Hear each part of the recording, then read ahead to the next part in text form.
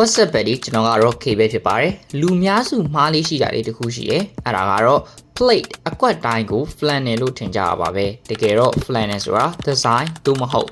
အကွက်ပတ်တန်ကိုပြောတာမဟုတ်ပါဘူး flannel ဆိုတာအထည်အလိပ် fabric material အမျိုးအစားကိုခေါ်တာပဲဖြစ်ပါတယ် flannel ဆိုတာသုံးမွေး wool သို့မဟုတ် cotton တွေကိုပျော့ပြောင်းသွားအောင်ထူထဲပြီးတော့နှွေးထွေးသွားအောင်တီးတက်အချောကင်ထားတဲ့ပိတ်စာမျိုးပဲဖြစ်ပါတယ်အတိကအားဖြင့်အကွက် design plate pattern တွေနဲ့လာတတ်တာကြောင့်လူတွေက plate pattern တိုင်းကို flannel လို့ပေါင်းခေါ်လိုက်ကြတာပဲဖြစ်ပါတယ် flannel shirt တွေရဲ့အားသာချက်ကတော့နှွေးထွေးတဲ့စိတ်ုံထုတ်အထည်လိပ်တွေလို့မာဆက်ဆက်မဟုတ်ဘဲနဲ့ဝေးရတာအလွန်ဈေးတန်အထာကြပြီးတော့ outfits ကို multi layering လုပ်ရတာအရန်ကိုလွယ်ကူတာပဲဖြစ်ပါတယ်ဒါဆိုရင် flannel အင်ကြီးတွေရဲ့တမိုင်းကြောင်ကိုကြည့်လိုက်ရအောင် flannel ကိုစနေကြတာကတော့19ရာစု Wales ပြည်နယ်ကတိုးထိန်တွေနဲ့လယ်သမားတွေထံကပဲဖြစ်ပါတယ် Wales ရဲ့အေးဆက်ဆက်နဲ့မိုးရွာသွန်းတဲ့ရာသီဥတုခံနိုင်ဖို့တိုးမွေး wool ကိုပြော့သွားအောင်ကက်ကြီးနဲ့ဖွာပြီးတော့နှွေးထွေးတဲ့အင်ကြီးတွေရက်လုတ်ခေရာကနေစတင်ခဲ့တာပဲဖြစ်ပါတယ်1889ခုနှစ်မှာတော့ Hamilton Cowhead က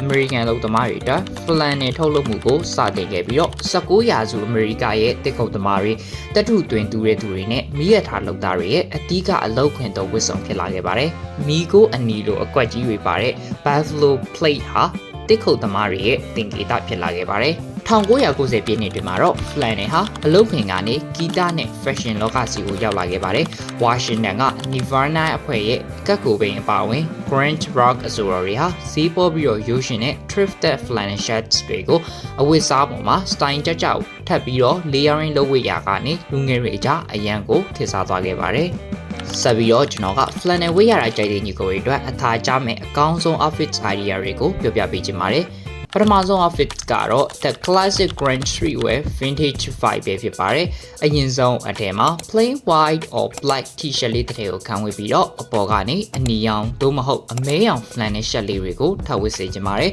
။ပေါင်ဘီကတော့ black ribbon denim jeans တွေကိုရွေးချယ်လို့ရပါတယ်။ဖနက်ကတော့ Vans old school or Converse check 70 high top တွေကအကောင်းဆုံးပါပဲ။ Second outfits ကတော့ the hip hop old school style ပဲဖြစ်ပါတယ်။အရင်ဆုံးအထက်မှာ plain white t-shirt လေးတစ်ထည်ကိုဝတ်ပြီးတော့အပေါ်ကနေ oversized flannel shirt လေးကိုထပ်ဝတ်စေချင်ပါတယ်။အောက်မှာတော့ပေါ့ပေါ့ပါပါနဲ့ရာသီဥတုနဲ့လိုက်ဖက်တဲ့ jorts လေးတွေကိုဝတ်လို့ရပါတယ်။ပြီးရင်ဖနက်ကတော့ Adidas Sandberg ဒါမှမဟုတ် Vans old school တွေကိုရွေးချယ်လို့ရပါတယ်။တရရတစ်ခုကတော့ the skate casual look ပဲဖြစ်ပါတယ်။အရင်ဆုံးအထက်မှာ plain t-shirt လေးတစ်ထည်ကိုဝတ်ပြီးတော့အပေါ်ကနေ oversized flannel shirt လေးကိုထပ်ဝတ်စေချင်ပါတယ်။အောက်မှာတော့ baggy pants တွေကဒီ outfits နဲ့အလိုက်ဖက်ဆုံးပါပဲ။ဖနက်အနေနဲ့ Nike Dunk လို့ဒါမှမဟုတ်လေ Converse check 70 စသဖြင့်ရွေးချယ်ဝတ်ဆင်ဖို့အကြံပေးပါတယ်။ Full outfits ကတော့ the flare and flannel outfits ပဲဖြစ်ပါတယ်။အရင်ဆုံးအထက်မှာ tank top လေးတစ်ထည်ဝတ်ပြီးတော့အပေါ်ကနေ flannel shirt အနီရောင်လေးကိုထပ်ဝတ်ဖို့ကြံပေးပါတယ်။အောက်မှာတော့ flare jeans လေးတစ်ထည်ကိုဝတ်ဆင်လို့ရပါတယ်။ဒီ outfits ဝတ်လိုက်တဲ့အခါ